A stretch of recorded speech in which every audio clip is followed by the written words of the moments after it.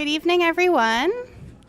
Welcome to the Jewish Museum. Thank you for joining us. My name is Jenna Weiss. I'm the manager of public programs, and it's my pleasure to welcome you to tonight's Dialogue and Discourse, Interweaving Cultures, the Gertrude and David Fogelson Lecture, featuring Melanie Elturk and Michelle Honig, moderated by Natalie Nudell. This event is held in conjunction with the exhibition Veiled Meanings, Fashioning Jewish Dress from the collection of the Israel Museum, on view through March 18th. So if you didn't get to see it when you came tonight, please come back and do so. We have a number of upcoming programs related to the exhibition, including walkthroughs in the gallery with Yara Kedar and Gabby Asfour, a fabric dyeing workshop for adults, and a concert by Eva Batova on February 22nd. So for full details about all of our public programs, please visit our website to sign up for our e-news. Now I would like to introduce tonight's speakers. Melanie Elturk is the CEO of Haute Hijab and an industry expert in modest fashion. She aims to instill self-confidence in hijab-wearing women worldwide, and in addition to running the leading U.S. hijab brand, facilitates support for those struggling with hijab and consistently highlights stories of inspiring women who continue their communities on the Haute Hijab blog. She is a regular contributor on Elle.com and has been featured in the New York Times, NBC Today, USA Today, among others. Michelle Honig is a fashion journalist with a master's degree in fashion history from New York University. She has written for Vogue, Fashionista, Bustle, The New York Observer, and Racked, and is currently a fashion writer at The Forward, where she writes on the intersection of Judaism and fashion. And Natalie Nudell is a historian and curator of fashion and textiles, and adjunct instructor in the History of Art department at the Fashion Institute of Technology. Nudell wrote and produced the forthcoming feature documentary, Ruth Finley's Fashion Calendar, and is co-editor of Fashion Studies Journal.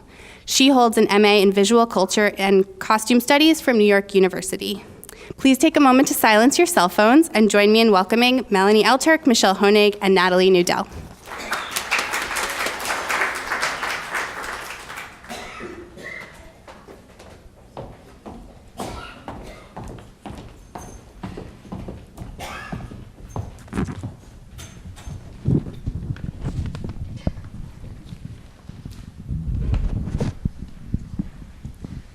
Welcome, everyone, to this cross-cultural discourse on modesty and fashion. I'm so pleased to be moderating tonight. Thank you so much to Jenna here at the Jewish Museum and to Michelle and Melanie.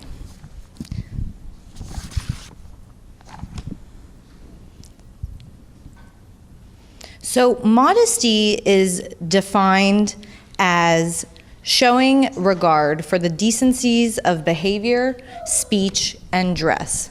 But what are these ideas of these so-called, quote, decencies? They're governed by religious, cultural, geographical, social mores that are in many ways socially constructed. They're gendered and in many cases manifest in design and material culture. Using an intersectional approach enables us to understand better how all of these forces come into play. However, in reality, all of these intersections really represent entanglements. Although ideas and laws and rules about modesty exist for males in numerous parts of the world, in this context here tonight, we're going to be discussing female modesty and the female body as the site for these entanglements. These entanglements of spirituality, group identification, sexuality, fertility, and so on. And today, these two speakers come from different backgrounds, but both work in and subscribe to ideas of modesty. And we'll start with some questions. So, a majority of the garments in the exhibition Veiled Meanings come from regions in the world where Jews and Muslims historically have intermingled. How do each of these groups understand modesty, and how does region, religion, and culture come into play? I'll start with you, Melanie. Great. Well, first of all, thank you so much for having me. It's a pleasure to be here with you all tonight. So as for modesty and how it relates to us as Muslims, Muslim men and women, Modesty is a virtue that is held in high regard in our faith. Outwardly, of course, for Muslim women, we wear the headscarf, a tradition that far precedes Islam, that we've really carried on from Judaism, from Christianity, that we've carried that tradition, and the real difference is that we just haven't abandoned it in the way that you'll see some Christian women at the turn of the century. It just almost became out of fashion, so to speak.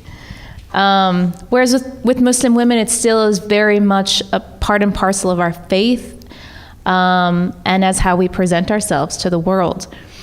Outwardly as well for men, there are also certain guidelines that men outwardly have to adhere to when it comes to dress as well.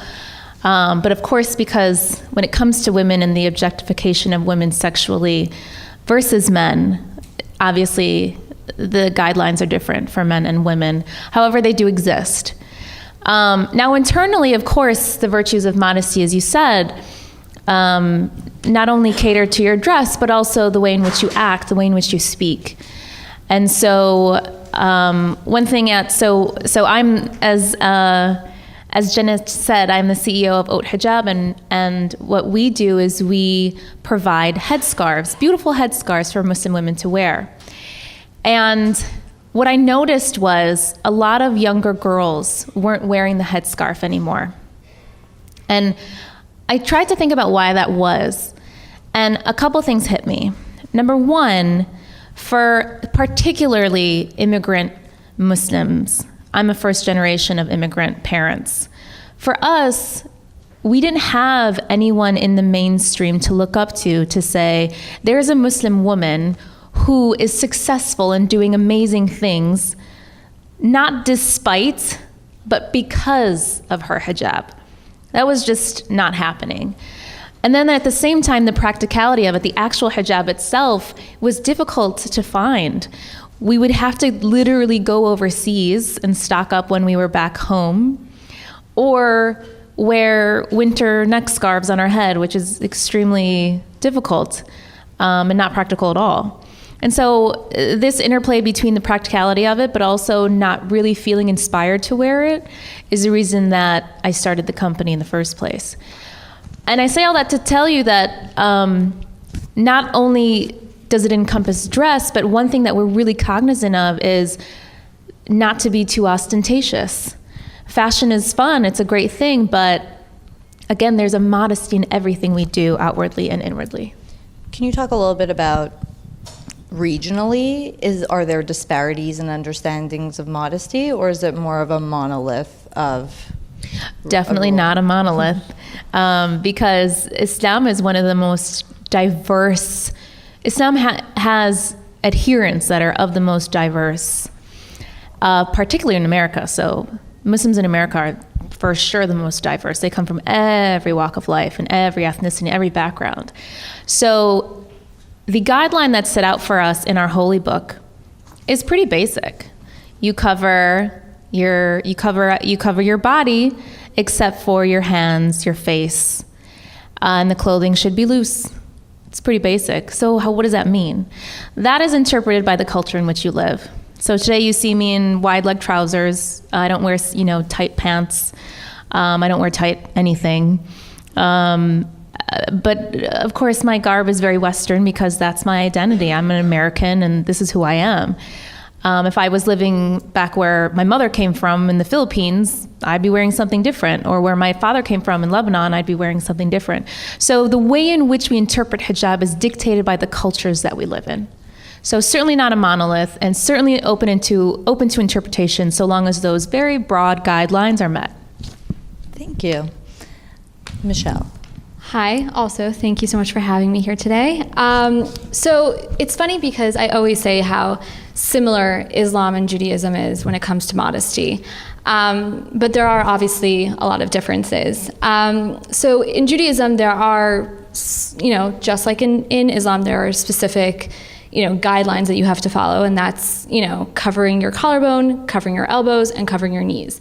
Everything else is really kind of nebulous in the sense that it's based on your community, it's based on your culture, it's based on, what your family does, and it's also based on your personal self. And like each thing is not necessarily halachic, which is Jewish law, but it's almost the same in the sense that, like, if you ascribe to a certain community and you want to be a part of a community, you need to adhere to this level of modesty. But I just think that it's interesting because, you have the hijab as part of modesty, but for us, covering our hair has nothing to do with modesty. And I know it's often confused, and when I mean to say nothing to do with modesty, it has to do with modesty, obviously, but covering the hair is a separate law, and it's derived from a different source. And the proof of that is the fact that when you only wear a wig when you get married. If you never get married, you will never wear a wig, you will never wear a headscarf, you will go through life completely bareheaded the rest of your life. And that really, I feel like, kind of explains that difference. And yes, when they do talk about it in religious texts, they use the language of modesty, which they'll say certain words that are similar when they talk about modesty. But again, it's a separate law. Of course, because it's about appearance, it does fall under that nebulous umbrella that we call modesty. And so each community has different standards of what they hold to be more modest when it comes to your head covering. I, for example, am wearing a wig today, and I'm covering my hair completely. And the fact that you can't tell isn't a contradiction because I'm following the law to the letter of the law. And it doesn't matter that you can tell, it matters that for myself, it's a status thing. When you get married, you wear a wig, and therefore my status has changed. And for me personally, it matters. And I think that to understand the difference between why head covering is different. Head covering is a lot more similar to, say, kosher than it is to modesty. And the proof is the fact that, for example, we have, in a lot of kosher restaurants, you have beef bacon. Now, it looks like bacon. I'm not sure it tastes like bacon because I wouldn't know, but it smells like bacon, and it says on the menu, bacon. So you would think, how could this restaurant be kosher if it's saying it's bacon? The fact is that that it exists, that it's possible for bacon to be kosher. Therefore, it doesn't mean, oh no, it's like it can't possibly be kosher if it sounds like it's bacon. And then that's what head covering is for us. When it comes to different communities in terms of their head coverings, some people will have, be like, you have to have short hair because when they're younger, the girls are going to be required to have short hair, and that's because in that community the standards are to have, you shouldn't have long, luxurious hair. Then some communities, say in my community, where it's completely fine to have long hair, and there's no contradiction for what I'm doing. And for me personally, you talk about what is important for you personally. For me personally, it's more important that I ascribe to the letter of the law than extra things. It's more important that I make sure that my observance of a law is as perfect as possible before I decide to go beyond it and do something different. Maybe one day I will decide, maybe, wig is, not modest for me. I'm going to have to wear a headscarf. But that's a personal growth thing. And again, also, when you wearing a headscarf is very community specific. Some communities say you shouldn't even wear a wig. A wig is wrong. And that happens to be in Islamic communities, where Jews come from Islamic communities. They have a tradition of wearing only a headscarf, and many rabbis say in order to differentiate ourselves from Ashkenazim, Sephardim have to wear a headscarf when they get married, and if you want to be a part of that community, you have to wear a headscarf in order for you to be considered, ascribing to the law. So it's very community driven. Yes. So how do you both include, understand, and internalize concepts of modesty? And how does that influence your work in fashion? Of course, you, Melanie, you have a company that is completely based on fashionable, modest garments. But even for yourself, when you're shopping or going out, there's an internalization of these ideas. And I imagine it adds filters and sort of different experiences when you are interacting in a fashion context. Yeah, absolutely. And it's funny because it's almost a gut thing. Again, the guidelines are pretty broad, but how you interpret them is up to you. For me, I know that I have to wear clothing that is not tight, and I know the reason for that is because, well, for many reasons, but one of which is that I want to avoid that sexualization. And so for a woman like me, I'm rail thin and I don't have curves. I can get away with wearing some things that some other Muslim women who are very curvy can't. So I know that almost, it sounds very arbitrary, but for me to be able to wear pants with a short shirt tucked in, a lot of girls would never be able to do that because it wouldn't be modest. But for me, because of my figure, it's modest. So it is almost relative to the person, because the overall feeling should be, this woman does not look sexualized, that she looks modest. And how that's interpreted, how that's presented, oftentimes can differ from one body type, from one woman to another. But I try and keep things really simple and really practical. This is how I interpret the guidelines. And so I know it when I feel like, maybe I should take off those heels. They're just too much. Or, I feel it. And that it's a gut thing, like I said. It's something inside of me that keeps me in check, that makes sure that, okay, let me put something over this. Maybe this is a little too tight. It's really interesting that you bring that up, how it's sort of this fluid idea within you, and it's so specific, and it really comes from this instinctual place. As women, we know we have the power after all, don't we? And so when you're dressing in a way that's provocative, that and it's also specific to where you are. So for example, I lived in Dubai for 4 years, and there were parts of Dubai that were like old country. I mean, it was just like, it was as if you could have been like in the middle of India or Saudi Arabia or something. What I wore when I went to those markets, completely different than what I wore to work at the courts, at the International Financial District, because again, the context and the setting, I know that it's inappropriate to wear a certain thing here.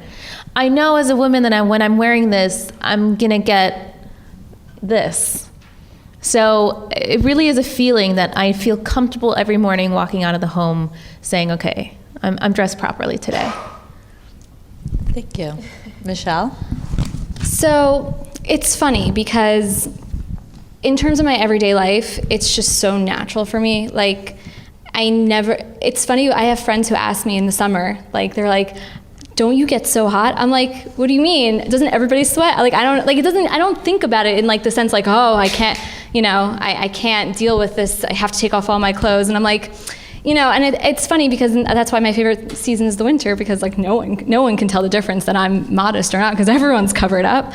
And I think that, it's funny when I'm shopping, like when I shop online or when I'm going to a store, I actually wrote about this before, where, my whole thing was I like to take the most immodest outfit and make it as modest as possible, whether it was tailoring or layering or doing something different. It was like my goal. There was a store, it was called Rampage. Anyone remember Rampage? Yeah. So they had the best sales, like literally $2, $3, $5. It was amazing. And I would always go there and I would just get a ton of stuff, and I would always make those things to fit me. It happened to be I was also rail thin like you, so I could get away with a little bit more things that, like, say, a curvier person, which I think, it's again specific to a person, but it's just, for me, I want to abide by the letter of the law as much as possible, and I don't think, and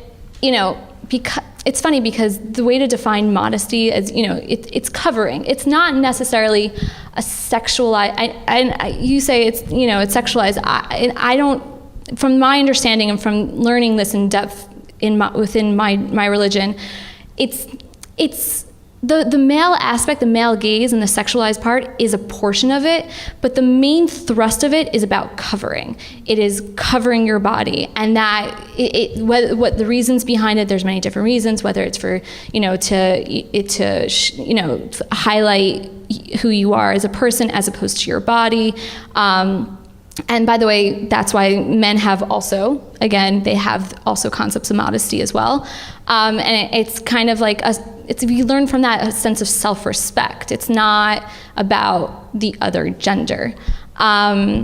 So for me, it's just, I just go online and shop, and I wear modest clothes. It's like, it's just natural, just throw it on and it's done.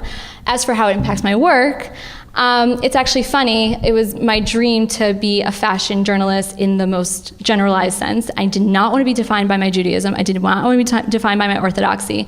I wanted to be the best possible fashion writer in the world, not just because I'm Orthodox, but because I'm a good fashion journalist. And then I had this meeting with Lynn Yeager, who is contributing editor at Vogue, and she's like, "Oh my gosh, you have to write about this." And I'm like, "But I don't want to be pigeonholed." And she's like, "No, sorry, you're writing it. And I already pitched it, and that's it, and you're writing for Vogue." I'm like, "Okay, I guess I can't say no to Vogue. So I guess I'm writing about this." And then it just kind of just like snowballed from there. And then it kind of became a part of my work in a lot of ways. And I feel like I just have a sense of authority on this, that I'm able to actually talk about it in a way that's not just what my feelings or opinions. I actually can talk about it from an academic or even, knowledgeable sense from the text, as opposed to just like, well, it makes me feel whatever. So it just I end up talking about it even if, I didn't initially want to. It's internalized. Yeah, basically, essentially. So standards of modesty change over time. How do you see these ideas as reflected in the exhibition? I know we didn't have too much of an opportunity to go through it, but a lot of the garments in the show come from the late 19th century, early 20th century, and of course, within the past century, numerous changes have happened in conceptions of modesty, mostly because the opposite of modesty has changed. This idea of what the standards or what's accepted within the mainstream has changed significantly. So that sort of works in opposition to modesty even more than previously. So do you have any opinions about that? About this opposite force that's coming through? Opposite force, and also, do you see changes in ideas about modesty over time, or? Well, sure, yeah. I think to keep it more focused, I think that one thing that has been really frustrating is that people automatically assume that if you're dressed up, if you're covering more of your body, that you are somehow less liberated. And this is the discourse that we've been getting a lot. And it's very frustrating, because just as you have the right to dress less and to wear less, I have the equal right to wear more. And because I choose to wear more does not make me any less liberated, because this is the right that I have. And so it is frustrating when engaging in that feminist theory, particularly, that's so tied to power and empowerment in general, because it's not mutually exclusive as many would like it to be. So it's frustrating.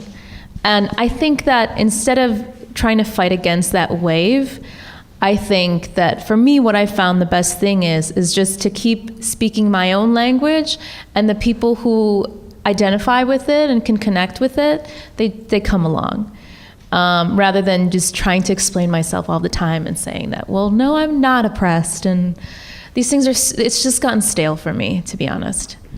I think it's funny because in my speech at NYU, where we actually had a panel together, that was my main thrust of my argument was that in secularized, westernized countries, you can't make the argument. I mean, you can, but the fact is that most women who choose to dress modestly have agency. They are choosing to dress modestly. It's one thing if there is a law that says women have to dress modestly. That's a very different situation. But if a woman is in a westernized country and choosing to dress modestly, it's almost in contravention to what everyone else is doing. So she's choosing to do it because, there's so much pressure not to. If she's doing it, then obviously it's because she wants to do it.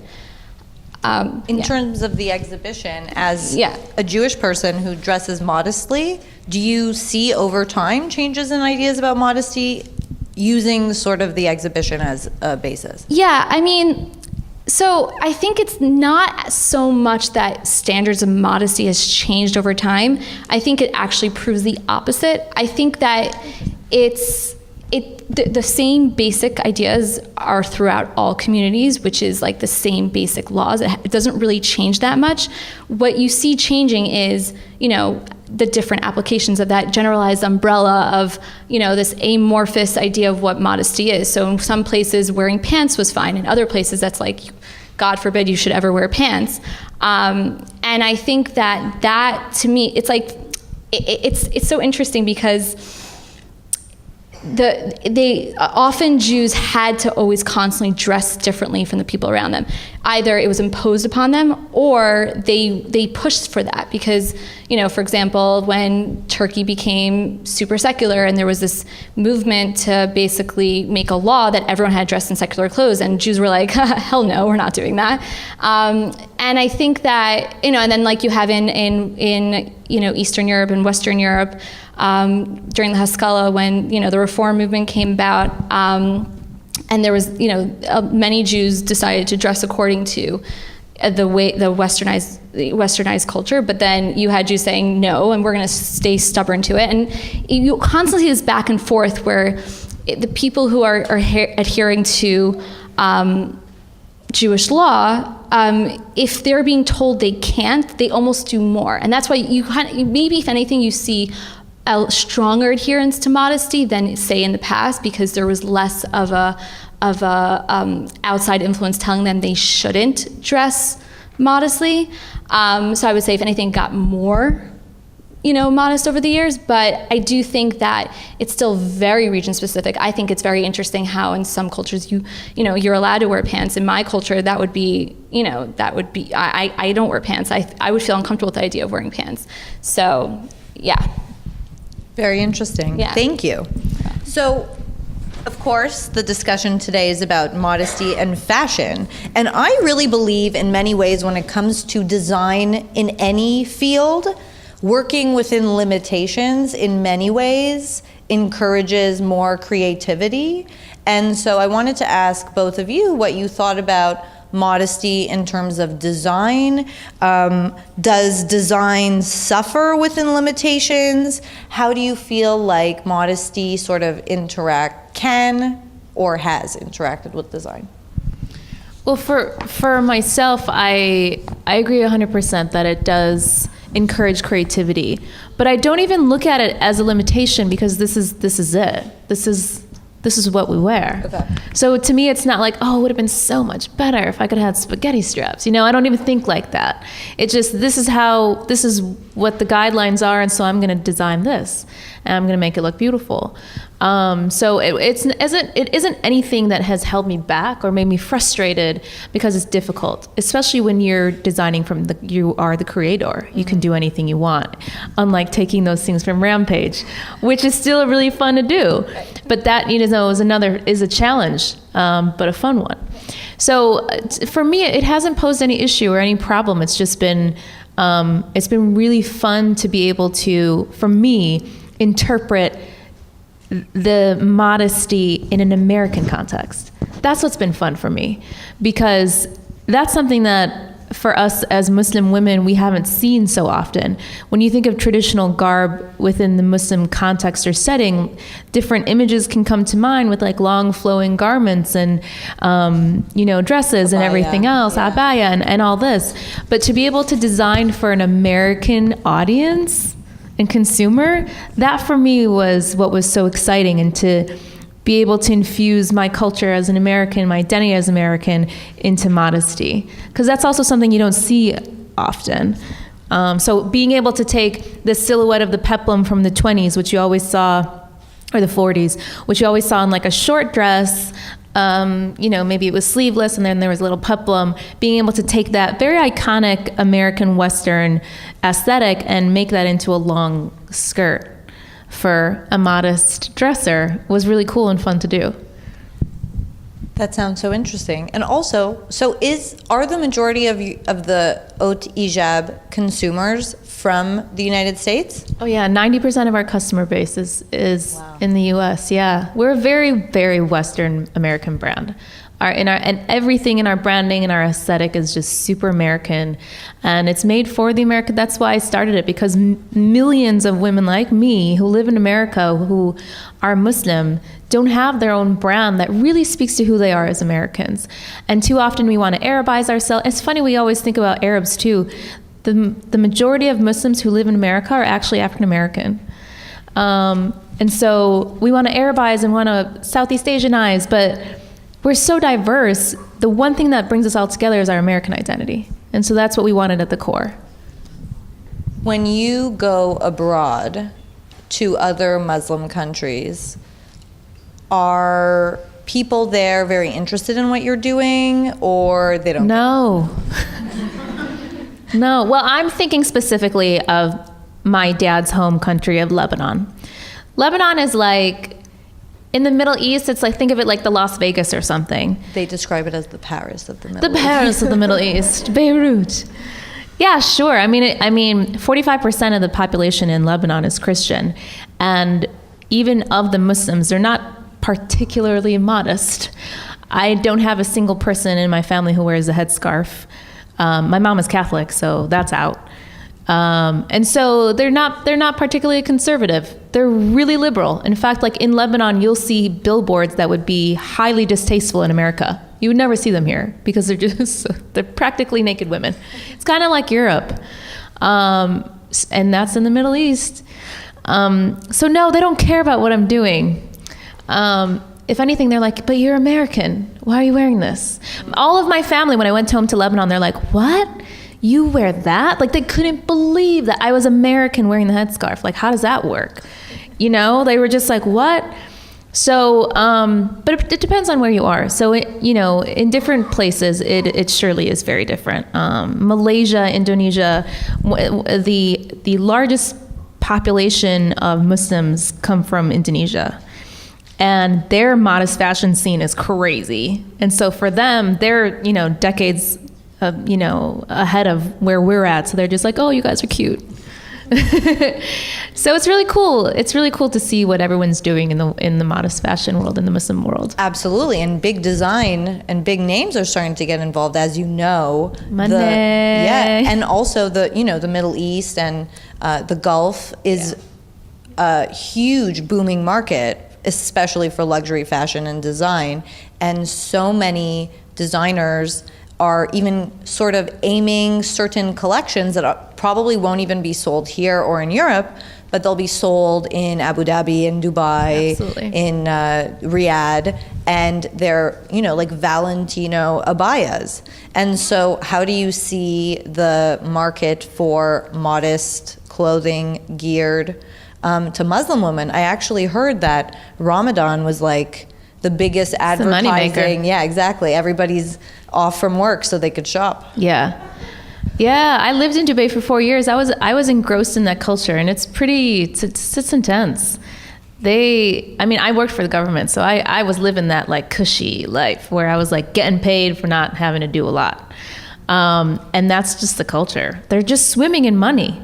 And so they will buy a Dolce & Gabbana abaya for $4,000. I actually wrote a whole piece about that for Elle, and on the one hand, obviously it's a money grab. There's no ifs or ands about it. If there wasn't money in it, Dolce & Gabbana wouldn't care. But at the same time, I'm not mad at them, because what that does is it normalizes the hijab. Win for me. That's great. To see a woman in an abaya on the Dolce & Gabbana Instagram page was like, what? That's cool. So more people get used to seeing images of women covered up. Awesome. I'm not mad at them. They want to make their money to the Gulf countries. Let them do it. they're gonna buy it anyway. And they are, the bags and the shoes and everything else. So why not make the clothes too? I will actually say that Muslims have been such a boon for Orthodox Jews. No, but seriously, there's not that many of us. Strength in numbers. Right. There's billions of Muslims. There's I don't know exactly, maybe 50,000 Orthodox Jews. That's probably a low number. Maybe 100,000. There's not a lot of Orthodox Jews. So for us, the fact that there are so many companies designing for Muslims, we're like, keep it coming. By all means, we're for this. This is good. Just keep making those modest stuff so that we can wear it. So how do you think modesty interacts with design in a Orthodox Jewish context? Because I know that there are specific stores, brands, companies, manufacturers that these are the garments that they make for specific communities. So please. Tell us what you think. See, design, if you're talking about design, the way things are cut, that's a very different question. But if you're talking about adorning oneself, I don't think that there's any contradiction.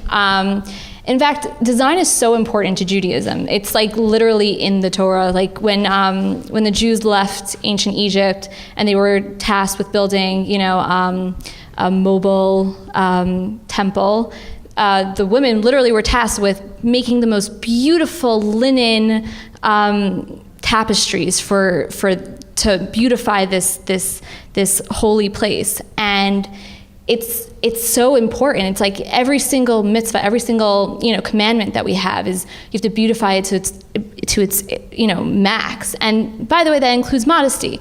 A lot of communities interpret modesty as you need to beautify this mitzvah. You need to beautify this commandment. You can't just wear unattractive clothes. Again, going back to that point of it's not a sexualized thing. You want to be as attractive as possible, because if it was about not being attractive, then every single Orthodox and modest person would have to make themselves look ugly, do everything in their power to just let their faces break out in acne, cut their hair, their tattered clothes, be as just be a schlump. But that's not what we're commanded to do. We need to look like royalty. We need to look like we take care of ourselves. We need to beautify ourselves. It's about beautifying. Modesty has nothing to do with, making ourselves ugly by, So adornment equals enhancement. Exactly, and it's not a contradiction. And I think, you mentioned in your email about that there's one garment in the exhibition where it's this Baghdad. Yeah. The center golden one, it might be difficult to see. Yeah. And it's on one of the way they describe it is as being kind of a little bit contradictory, how it's it's not really so modest because it's bringing attention to the bust. How could you bring attention to the bust? That's not modest. But again, I think that's again under that nebulous idea of what modesty is. It's so community specific, and it's about modesty is covering. And it's not necessarily about, you should enhance your features. It can be, yes, you should enhance your bust. That's a perfectly acceptable thing. It's covered. That's what it needs to be. To say that person was a rebellious person for wearing a garment like that, it's almost like fetish, as my colleague wrote in our exhibition review on this, which we wrote a couple months back. She said that it's kind of like fetishizing perspective. You're kind of assuming from a modern perspective of what we view modesty is, of what this person must have been doing, but we don't know unless there's actual written documents saying this person wrote a letter saying, I'm doing something I shouldn't be doing and wearing this garment. You can't really say that. And I'm sure if you studied the community more in depth, you might find that was a perfectly acceptable, modest, and indeed, if you wore it, you were considered very, maybe even pious. Who knows? I don't have enough information about that specific garment, but I think it's important to understand that. Definitely, and that's a garment that, while going through the exhibition, sort of makes you question, in the sense because it really does draw the eye directly to the bust line, which in our contemporary understanding of modesty would be immodest. You're not, but however, modesty is so tied into sexuality and the body and the female body's function as the vessel for procreation. And so it's very interesting how in that specific garment it is from a distance modest, but I think it incorporates many more ideas of identity, of attraction, of ritual, right, that is, like you say, so community driven. That dress is actually was worn by Baghdadi women in India who are living in India, and it represents many sort of intersections and exchanges between Ottoman, right, British, Baghdadi, and Indian understanding the manifestations of dress. Mm-hmm. And this leads very well into my next question. Being that dress, fashion, sex, and the body are all very much intertwined when it comes to ideas of modesty. Do you see dressing modestly as a more practical aspect of your culture or performative? How does subscribing to modest dressing allow you to perform your spirituality or religious identity? Yeah, I actually really love that question. So while modesty is an extremely important virtue in our faith, like I said, the reason that Muslim women wear hijab is not necessarily only out of modesty. And it's very clear in the Quran, and we believe the Quran was revealed by God, where God says in the Quran that say to the believing women to cover up for two reasons: so that they may be recognized as women of faith, so as not to be harassed or bothered. And this is as clear as day, the reasoning that God's put forth for us as to why we dress the way we do. So to be recognized as women of faith is that performative piece where one can look at me and immediately, number one, they're reminded of God because they know that I'm wearing this out of faith and devotion. But number two, having almost like a banner or a flag or that standard to say, I'm a hijab-wearing woman, you're a hijab-wearing woman, wherever I go, I see my kind. Yeah, exactly. Same thing here also. Yeah, it's a beautiful thing. It's a beautiful thing. But then at the same time, that so as not to be bothered or harassed, that it's a form of protection. And of course, modesty plays into a large part of that. So the practicality of it was what I was talking about earlier, that I'm gonna practically put on my headscarf and dress the way I do practically to make myself feel comfortable and feel great about starting my day. But performatively, I wear the headscarf to be identified as a Muslim woman. And I'm not hiding from it, and I'm not shying away from it, and I'm screaming to the world.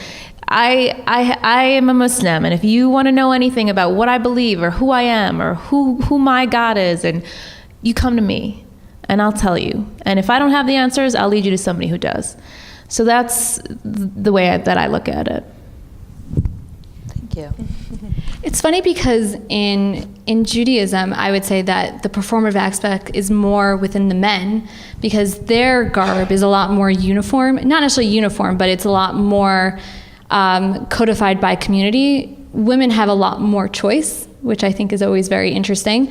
Even within groups that you would think they look exactly the same, like in Hasidic communities, but they actually really have such variety. And and each Hasidic community has their own thing, but then even within that, they have such a variety of dress. So you can't necessarily tell. I mean, I can always tell. And it's so funny because, you talk about like you recognize each other. I can always tell someone's an Orthodox Jew. I'm like, I got you. And like, I'm just like, like you recognize it. Especially because Orthodox Jews, it's interesting how there's like the fashion world and then there's the Orthodox fashion world where we kind of have our own system of what's in style. It's so funny to me because you can always tell what's going, like it always changes. Like sometimes, it's into like buy specifically not modest tops so they could layer it with a layering top underneath. And like that was like a way that you can tell that all those girls were a specific community. And like, it's funny how like I'm always able to tell with girls, but men are a lot more obvious, and that I think is the more performative aspect of it.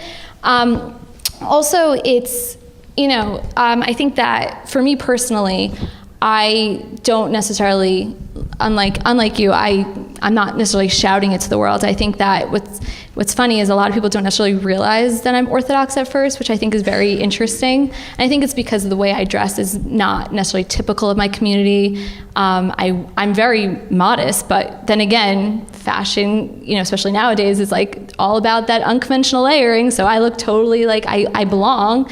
So no, people don't necessarily realize that I'm Orthodox, but other Orthodox people always know. So I think that's kind of a difference there. How do both of you think, what do you guys think about modesty and how it interacts with gender in 2017? I think, or 2018, I clearly wrote these questions a few weeks ago. So right now we're living a really interesting period where ideas of gender are sort of expanding in interesting ways. And how do you think modesty interacts with gender? And do you think 2018 makes any difference, or it's always connected? Do you want to take this one first? Go ahead. Okay, I'll go ahead. It's funny because, as I said before, modesty is, again, in its most specific, like halachic Jewish law aspect, it's really not about men. Now, of course, there is a verse in Leviticus about you shouldn't put a stumbling block before a man. Now, before a blind man. And this verse is really that commandment is that you shouldn't mislead someone. You shouldn't purposely cause them to sin. Now, that is often by a lot of, pious moralists or people who, are trying to get people to dress more modestly. It's often used by people to get them, well, you can't put a stumbling block in front of men, you should dress more modestly. But that's not necessarily, but that's used by them as a reason. It's a very lazy, in my opinion, a lazy way of approaching modesty, because it's a lot more complicated to be like going through all of the inner depths of the conversations and this person says this and that person says that and figuring out what actually became codified. That's a lot more of a complex thing than to say, those men, they're just such animals, and you should dress so that they won't sin. And I always found that to be a very lazy approach to it. Yeah, because it places the burden it places the burden on yourself. woman. But also, I found it so insulting to men. It's like the bigotry of low expectations. You think that these men are unable to take care of themselves. No, like they're humans.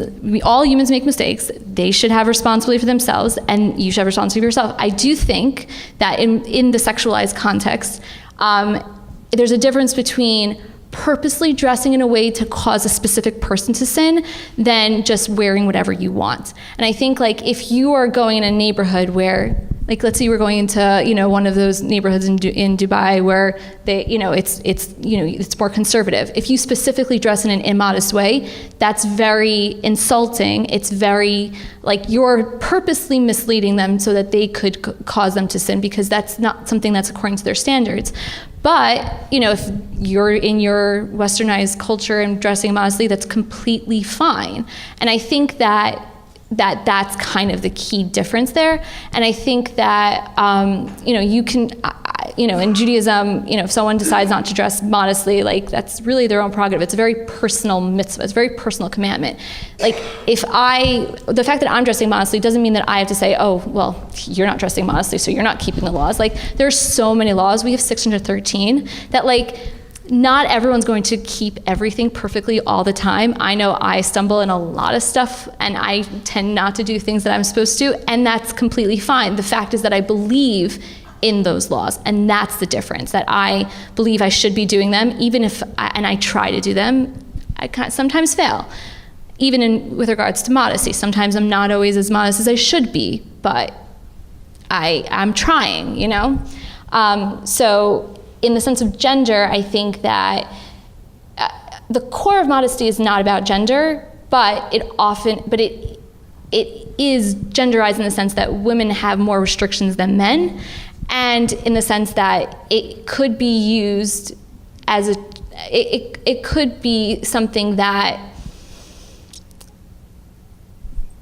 I don't know how the word to say this with, but basically I just think that, you know, it's the only problem of sexualization is when you're doing it on purpose.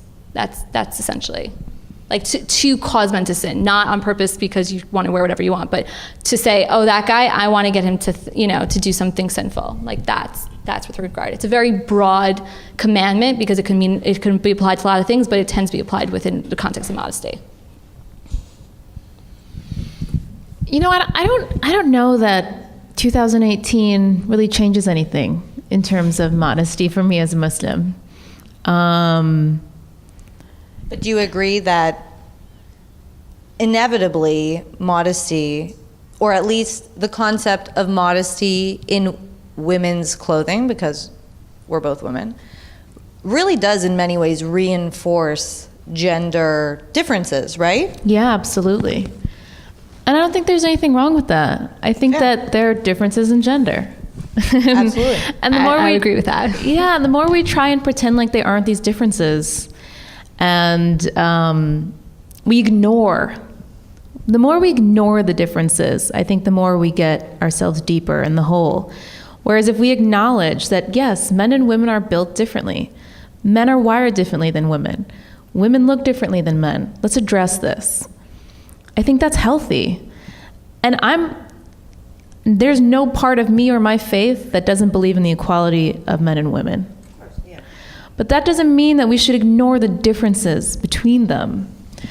And so, again, that's something else that's been really frustrating, that this discussion around gender and around male and female politics, when it comes to women dressing, it's to say, oh, you have to dress that way because, as you were saying, because so that men don't do X, Y, and Z.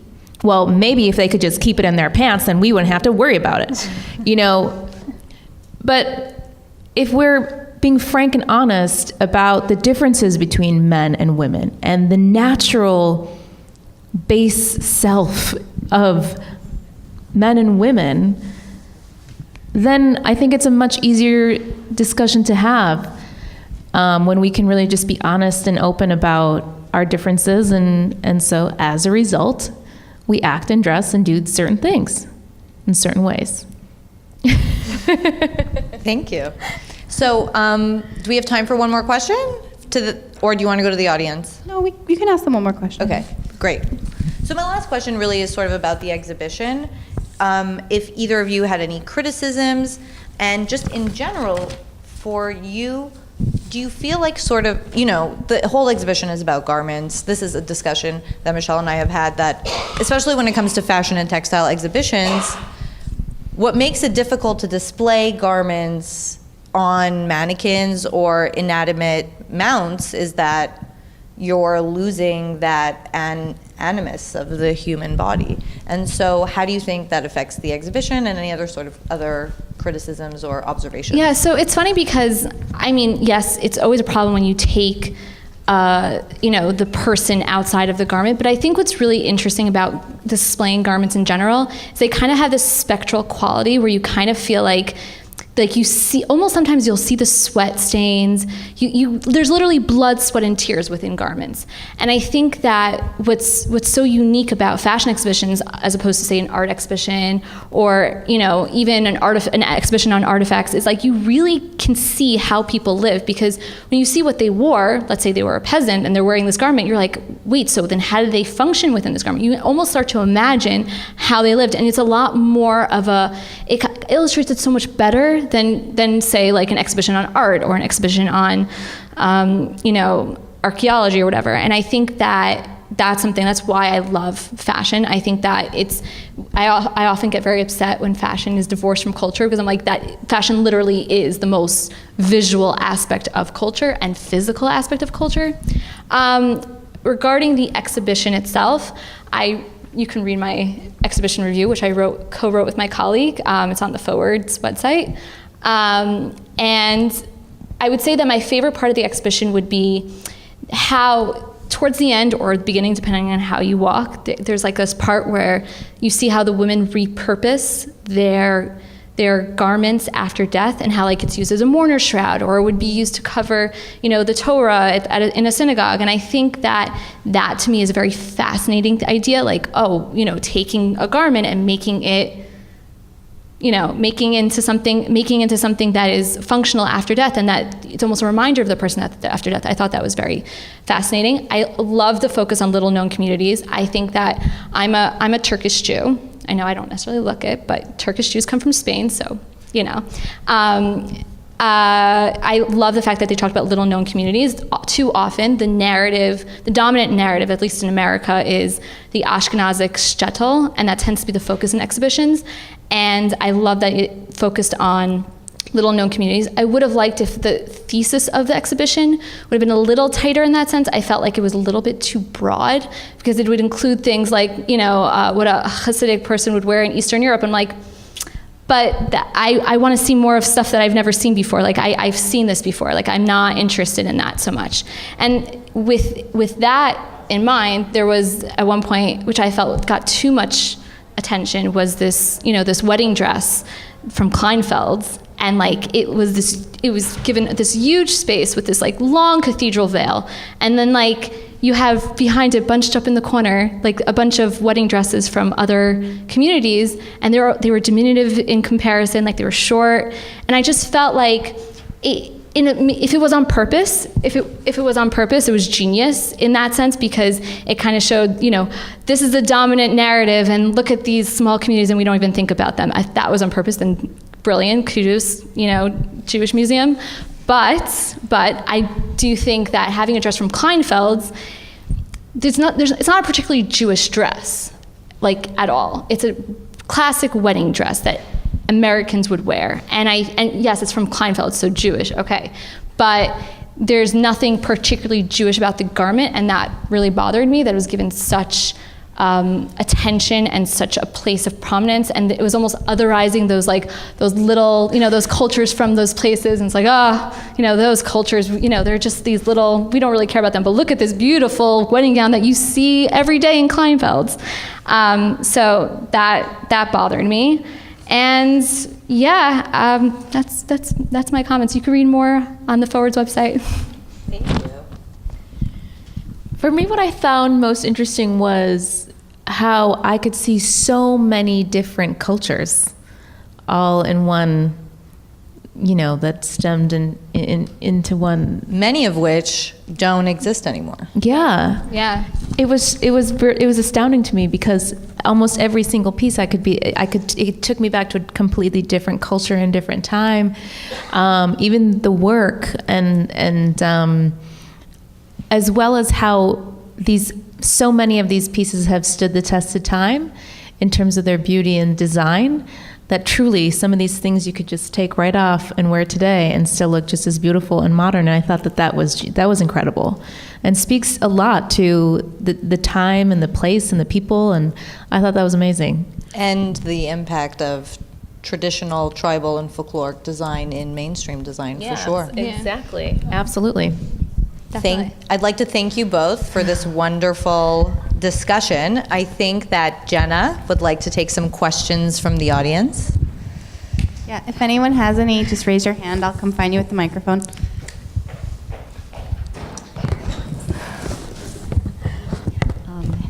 Hello, is it working? Is it working? Oh, okay. Thank you very much for your comments. I had a specific question that has something to do with gender, and maybe you can help me understand. I had a class of students from all over the world, and there were some Muslim women, and they wore the scarf. And then at our last meeting, the women showed pictures of themselves without the scarf and with makeup and with their hair down, but only we women were allowed to look at the pictures. The men in the class were not allowed to look. And I wonder if you could, and they were very nice about it, but it did seem interesting to me, and I wonder if you could comment on that. Yeah, sure, absolutely. So as Muslim women, we only wear the headscarf around males that aren't family members. So amongst women, I don't wear my headscarf.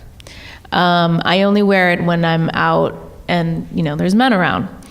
And that again goes back to that clear directive of wearing it to be recognized as women of faith so as not to be harassed or not to be bothered. It's the piece that it's what you wear so that you can just glide in society without having to be bothered or distracted by this friction of sexuality that inevitably is present. I mean, we're seeing it. I mean, 2017 was the best example of this in the workplace, and to think that we've come so far and we're still, facing these. I don't know about any of you, but I wasn't surprised at all. None of that stuff surprised me because that's just the nature of humans. Is it terrible? Absolutely. But to wear the headscarf, and I'll give you a perfect example. And of course, this isn't to say that women who dress modestly or wear headscarves don't experience instances of sexual abuse or mistreatment, but just perfect example. So when I was 13, I put on the headscarf. And in our tradition, you usually put it on around like puberty. When a woman comes of age, it's time. I put it on in high school in 9th grade because I didn't want to all of a sudden come into school in like 10th grade and be like, hey, what's up guys? I have a headscarf on now. So, but I was 13. What did I know? I didn't have that. I mean, at 13, I looked like I was 10. So this protection wasn't there. It was nothing I had to worry about. Fast forward to college. Now I got to college, and now I'm 18, and now it's a different ball game. And I specifically remember this was very early on in my college career. I was walking to class. And as I'm walking, I was like a tunnel, like buildings on my left and right, and just like straight through to class. On the right-hand side, there were a couple of guys being disgusting boys, just catcalling girls and just like disgusting comments to every girl that was walking by. And I was seeing this happen, and I was like, I was just dreading it because I didn't want to face it. I didn't want to deal with it. But there was nowhere else to go but straight. So I just kind of braved it, and I kept walking. And those two men, when I passed by, just put their heads down and didn't say a word to me. And at that moment, I understood why I was wearing the headscarf. Number one, I was recognized as a woman of faith, so they weren't going to say anything to me. It was like a nun walking by. You're not going to do that to a nun. That's how they viewed me, as a woman, like I'm wearing a headscarf, I don't mess around. And number two, so as to be protected. And that's how I felt in that moment. And that was a moment for me that was so informative of my beliefs, of why I wear it. It reinforced the hijab, and it reinforced the love that I have for wearing the hijab. And so, again, that isn't to say that women don't suffer. But yeah, that's a big part of why we cover outside in society, so we can remove that friction. So it can just be There is some assumption that men are risky to women, which you wanted to say is not. I'm sorry? There is some suggestion that men are dangerous to women, and you wanted to say that we need to recognize that men can control themselves, and don't need. That doesn't contradict what she's saying. I mean, for me personally, I think that when it comes to rape and sexual assault, that has nothing to do with how you're dressed. It's about power. It's not about sexuality. It's about power and control. If someone's going to harass you or abuse you or rape you, it's because that person wants power over you. And this, by the way, women can rape and sexually assault men as well. I mean, this is not a gender-specific situation. I do think, though, that what she's talking about is she's putting herself out as a pious person, and so she is saying to the world, there's nothing. You're not going to be able to get near me. It's not even worth your time. What I'm saying is that to expect men to say that women have all the responsibility to make men not sin is a really unfair and lazy argument. What I think is that modesty is about the woman. It's about herself. It's about maybe even protecting herself, and it's about how she presents herself to the world. And men are kind of like this peripheral aspect of modesty. Of course it involves men. We are human social creatures. We interact with one another. It's obviously going to involve men, but it's not the core component of it. And I don't think that how you dress really matters when it comes to people who are going to sexually assault or abuse you. I think this is harassment. It's a little bit like, these are guys who obviously want attention from these girls. I don't think the situation was, oh, we're going to shame them. They just wanted to get attention from these girls, and maybe they'll hook up with them later. Like, that probably was more it. And they're like, this person is not even worth it because she's wearing hijab. She's not going to hook up with us, so we're going to move on. I think that was the situation there. I'm not just assuming. Thank you. 100. Okay, good. I'm glad we're on the same page. Hi, I hate being on microphone. So you talked a lot about sort of religious prescription as it relates to this, but there is a nascent movement currently towards modesty that's divorced from a specific religious prescription. It's just something that maybe people are morally interested in, but not specific to a religion, right? And this has happened in the past as well. Can you speak to that, and sort of, do you think it's important from an artistic perspective and from a fashion perspective that we welcome and encourage that, even if it's divorced from this specific religious prescription? Like you said, it may not be recognizing somebody as a person of faith. It may just be that they have a certain morality that they want to express artistically. So do you have any experience with that? Can you speak to that, or sort of? Yeah, and we're seeing that in fashion today, because so the 90s was that whole, minimalism, Tom Ford at Gucci, just bare and all.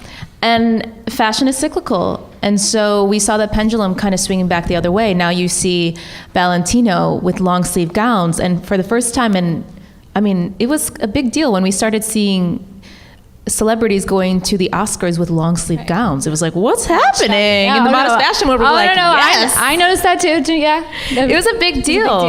Yeah. So fashion is cyclical, and we were tired. Women were tired of being told that this is how you need to dress, or designers were tired of it. They were bored of it. So let's go the opposite direction. Let's cover up now.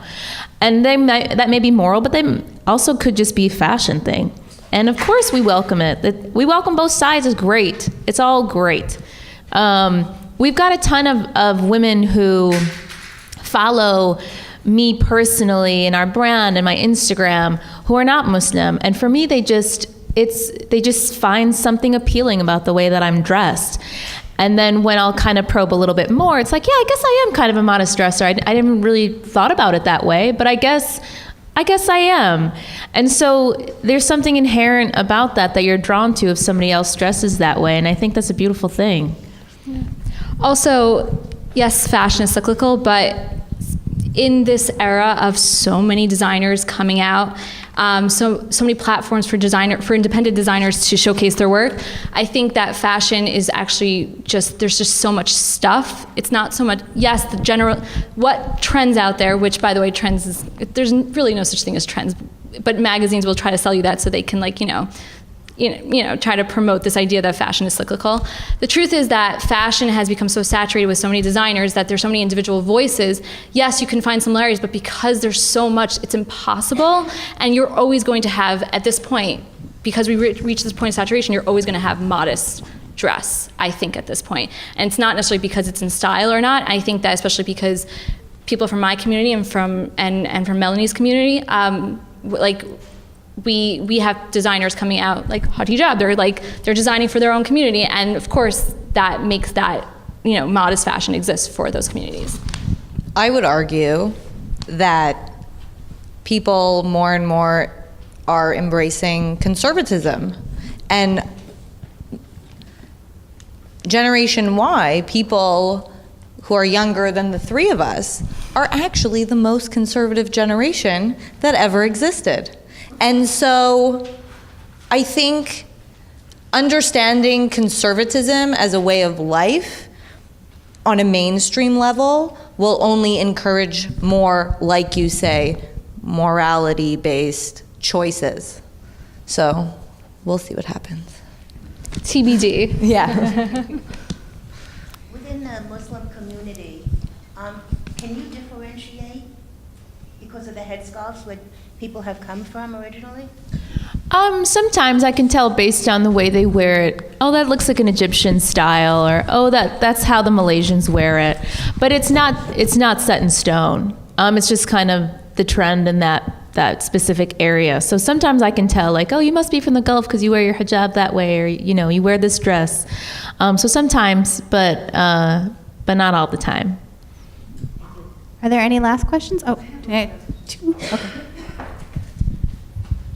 I just want to get back to the idea of choice, and you started to, you intimated some of this before, Michelle. Is there choice when there's a law that says this is what this is? I mean, in a family, and there's a family tradition, and there's an ancestry, and where does choice actually come into that picture? You're saying with regards to Jewish tradition? And both, actually. Well, I can answer on Jewish tradition. Yeah. It's actually interesting. Okay, so there's different types. There's obviously, obviously you're a person, you're a human being, you have choice. You can choose to do whatever you want. But there's obviously consequences to choices with everything in life. If you choose to not dress modestly, you may not be a part of a specific community that you had wanted to be a part of. And and that's just the reality. You're just going to have to find a different community that's going to accept your way of life. That's just a reality. Within, there is Jewish law, and that is what's codified, and that's like the baseline. And I think beyond that is where community comes in, and it's community. It's what we call minhag hamakom, which is the tradition of place. Then there's the tradition of minhag, which is what's passed down from father to son. It's very tribal, and then there's also the way, then there's also extra. You may take on an extra thing just because you feel for your own personal growth, it's not halacha, it's not Jewish law, but you decided that you want to be more pious in this specific thing. So you're taking on this extra thing. It might be because, let's say there's a sickness in the family and, you want to, get like extra good vibes going on. So what you'll do is you'll, stop speaking, badly about other people. Or you may decide, I'm going to wear an extra inch in my skirt. This is a personal decision and has nothing to do with Jewish law. No one's going to judge you for not going to according to it. However, obviously people are human, and obviously people are judgmental, and that's person specific, or it can even be community specific. It's not necessarily like, we're going to judge you for not dressing modestly. I personally, if you're asking me personally, I think it's a personal decision. And that's why I think it's so important for people in my community to learn the laws and learn what it is and learn why and ask questions and be encouraged to ask questions. My particular experience was that I was always encouraged to ask questions. I asked so many questions. I totally wasted my teacher's time all the time. I would be the one who's like, how do you know God exists and whatever? And and they'd just be like, just read this book and we'll talk after class. It would be like that kind of thing. And for me personally, it's very important to know what I'm talking about. Obviously, within every community, and this is not necessarily a Jewish thing, but every community, there are people who are what we call sheep, who just do what everyone else is doing. They don't think about it. And that, of course, exists in my community, exists in every community. But for me personally, and for a lot of my friends, we were never that kind of, we never did that. So I would say my experience is probably different than some Orthodox people you may speak to. But, yeah. As far as choice in Islam, it's really simple. So there are certain things that are mandatory in our faith. For example, praying 5 times a day is mandatory. Fasting the month of Ramadan is mandatory. Giving to the poor once a year, 2.5% of your entire income is mandatory. Once in your life, traveling to Mecca to perform the pilgrimage is mandatory. Wearing the headscarf for women is mandatory. However, it's your choice as to whether or not you're going to do those things. Doing them will elevate you in piety. Not doing them doesn't make you not a Muslim, but doing them certainly elevates you in piety and in that relationship and connection to God. But it's certainly a person's individual choice as to whether or not they're going to adhere to all these things that are mandatory. Yes, I understand that. I just was curious that how do you navigate a community that is going to judge you more or less on whether you do those things or you don't? Yeah, so in our community, and of course, it can be really difficult when there is that judgment, but I think it's understood. There's an underlying assumption that everybody knows nobody here is a perfect Muslim. Nobody here is doing everything that they need to be doing perfectly. But as long as you're trying, as long as you have that intention, you want to do good, you want to do these things, but it's just so difficult. You want to pray 5 times a day on time. You want to wake up for that morning prayer, but it's so difficult that it's the trying that matters more than the actual doing. It's the willingness, it's that intention of I want to do it. And what God tells us is when you have that intention, when you have that will, that's when it'll be even easier for you because you have that will in your heart. And that's what will be looked at, your intention behind these deeds. And did you really try your best? Did you really want to be closer to me, God? And so I think we all know and understand hijab can be very difficult. And there are many, many, many women in our community who don't wear it, who take it off, who put it on and then take it off, and put it on and take it off. It's hard. We get it. And that's perfectly acceptable for you in your journey. And for me, hijab comes very easily. It's never anything I struggle with. I love wearing it. I have a friend of mine last weekend, she took it off. It's difficult for her. It's something she really struggles with. And so for her, God knows and understands her struggles, and she wants to do it, but it's difficult. For me, it's easy. So I don't have any issues there. So it's like, it's what's in your heart. You seem to identify modesty with covering in a sense. I mean, aren't there cultures where that identification wouldn't work? I'm thinking of Melanesian cultures where covering, women can be very modest, but covering is not part of modesty in that culture. So, Which community? You said Melanie? well, South Sea Island communities, Oh, okay. that kind of thing. Oh, you're saying like in Manila and that is that we're talking about like within? No, well, like Melanesian, Oh, okay, fine, yeah, okay. So, yes, they also don't necessarily, obviously this is going to sound archaic to everyone in the audience, but I believe that the Torah was given by God, and as a result, that if He has determined that is what that you must cover, then that is what it is. And are you asking if how could are you asking how it's not how? I'm just confused by your question. Are Melanesians Muslim or Jewish? No. So do they subscribe to ideas of modesty in their dress? But their conceptions of modesty are not driven by Judaism or Islam. They're not driven by covering the body. They're uncovered. Absolutely. Is that what you're saying? That they? Oh, okay, fine. Obviously, that's again, that's actually perfect example. It's very culture specific. But when you have a text that says you need to cover, even let's say you're in a culture that would be less strict about ways of covering, or would even tell Jews, you guys gotta not cover as much, which actually happened in many cases.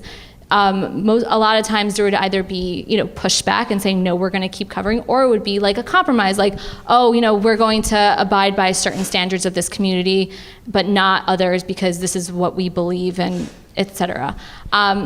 With Judaism, modesty is about covering. That's that's just what it is. It's obviously can also go into, it can be sexual within that, again, that peripheral aspect of it, but it's just about covering. Some cultures may say that modesty isn't about covering, and that's completely valid. I'm saying within Judaism, it is about covering. Maybe let's just take one last question. So I just wanted to speak to this woman's point about choice, and here we're talking about 2 specific cultures and what you do in your culture, and it's easy for us maybe to otherize that. But I was thinking, okay, so if I go to a gym class here, there are certain things I'm supposed to wear there that I might be looked at differently. What choice do I have when if I go to Soul Cycle on 3rd Avenue and 8th? I want to, there's a certain prescription.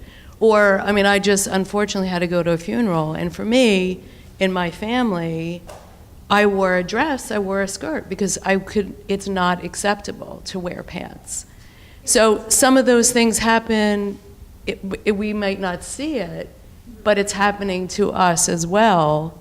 It's all over. Like when you It's go to right. work, you have to dress a specific way. Right, corporate there are America. rules going into clubs: no shoes, no shirt, no service. Like that. Right. Song, whatever. Yeah.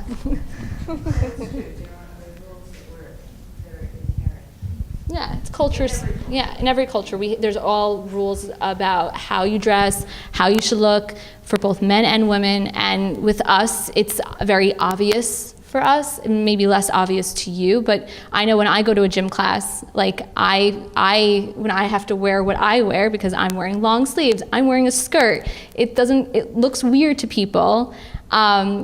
So for you, it's like, oh, you have to contend with wearing leggings. But for me, it's like, but people are gonna look at me strange for wearing a skirt. So what do I do? Like, So you're always gonna feel weird. Ultimately, self-presentation, fashion, and dress are so dynamic and complex ideas. And I hope that this discussion today and the exhibition can give you a little bit more information or clarity about these ideas. Thank you so much for joining us this evening for this cross-cultural discussion. Thank you, Melanie. Thank you, you. Michelle. Thank you, Jenna.